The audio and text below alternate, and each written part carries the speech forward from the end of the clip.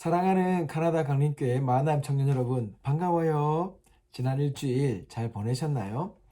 오늘은 계속해서 이어져 오고 있는 그리스도인에 대해서 또 짧은 시간 이야기를 나눠보려고 합니다. 사도 바울이 로마서 10장 9절에서 내가 만일 예수를 주로 시인하며 또 하나님께서 그를 죽은 자 가운데서 살리신 것을 내 마음으로 믿으면 구원을 받는다라고 그렇게 기록해 놓았습니다. 우리 그리스도인이 이 구원을 받는다라는 것은 결국은 내 자신이 죄인이라는 것을 인정하는 것을 뜻하고 있습니다.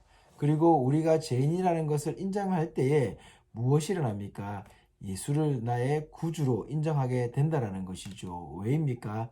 예수님은 하나님께서 우리를 구원하시기 위해 보내어서 우리를 위해 우리의 죄를 감당하여 죽게 만드신 분이라는 겁니다. 바로 그것을 믿는 것, 내 죄를 대신하여서 나를 구원하셨다라는 것을 믿는다는 의미가 바로 예수님을 나의 구주, 나의 구원자로 믿는다라는 것을 뜻합니다. 이렇게 우리 그리스도인들은 하나 예수님을 믿지 않는 비그리스도인과의 차이를 여기에 두고 있습니다. 즉 내가 믿는 대상이 예수 그리스도이냐 또는 다른 무엇이냐가 되는 것이죠. 그래서 유명한 신학자이자 지식인이었던 제임스 패커가 이런 이야기를 했습니다. 기독교인과 비기독교인의 차이는 바로 충성의 대상과 마음의 변화이다 라고 얘기했습니다. 충성의 대상이라는 것이 무엇입니까? 충성이라는 것은 절대 복종을 의미하고 있습니다.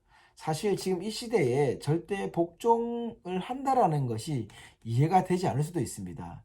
그러나 우리가 믿는 그 대상에 대해서 절대 복종한다라는 것이 바로 충성이라는 것입니다. 물론 우리가 절대 복종한다라는 것은, 절대 충성한다라는 것은 그 믿음의 대상이 완벽한 분일 때 가능하다라고 생각할 수도 있습니다.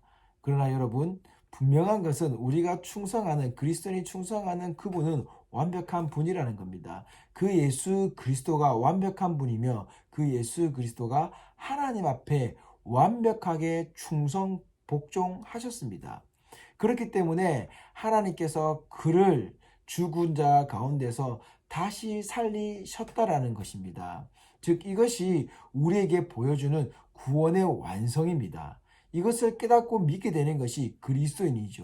그리고 이렇게 믿고 깨닫게 되어서 그리스도인이 되었을 때 나타나는 현상, 그 두 번째가 무엇이냐? 제임스 패커가 말한 마음의 변화입니다. 마음의 변화라는 것은 단순히 그냥 마음만 돌이켰다라는 것이 아니라 이 돌이킨 마음이 실천으로 옮겨지는 것을 말씀합니다. 우리가 마음의 변화를 받아서 새로운 사람이 되는 것, 즉 새로운 모습으로 바뀌어져 가는 변화되는 모습을 바로 그리스도인이라고 말하는 겁니다.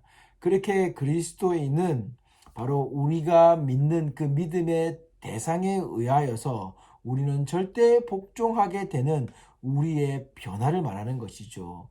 예수님이 우리에게 그 모습을 보여주셨습니다. 하나님의 말씀, 믿음의 대상이었던 그 하나님의 말씀에 절대 복종하여서 십자가를 지시며 우리를 위해 헌신하셨습니다. 이처럼 우리 그리스도인은 바로 예수님을 따라서 하나님 앞에 복종하며 그리고 그 삶 속에서 우리의 삶이 변화되는 것을 뜻합니다. 여러분 힘들게 보일지 모르지만 이 복종 속에, 이 충성 속에, 이 변화 속에서 우리의 진정한 기쁨이 담겨져 있습니다. 진정한 평안이 담겨져 있습니다. 그 뜻이 이해하기 힘들지 모르지만 우리가 말씀 읽으면서 기도하면서 여러분이 하나님께 복종하는 시간을, 예수 그리스도의 모습을 닮아가는 시간을 가져보십시오. 그러면 코로나 바이러스로 인하여서 힘들어하고 있는 이 시간 속에서도 하나님께서 주시는 그 평강, 그 평안함이, 그 행복이, 그 기쁨이 무엇인지 깨닫게 될 것입니다. 누구처럼요? 사도 바울처럼, 예수님처럼 깨닫게 되는 저와 여러분이 되는 이번 일주일 되시기를 주님의 이름으로 축원드립니다.